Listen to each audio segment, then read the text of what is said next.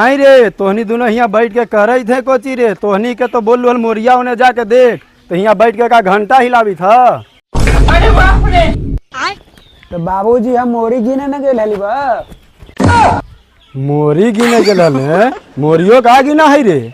हाँ बाबूजी अगला 100 को गिन दे ले बा, बाकी में चिड़ैया आ गल बा, तो हम गिनती भुला गेली बा। तू रे छोटका? हम तो मोरी के पानी पियावे गेली बा हाल।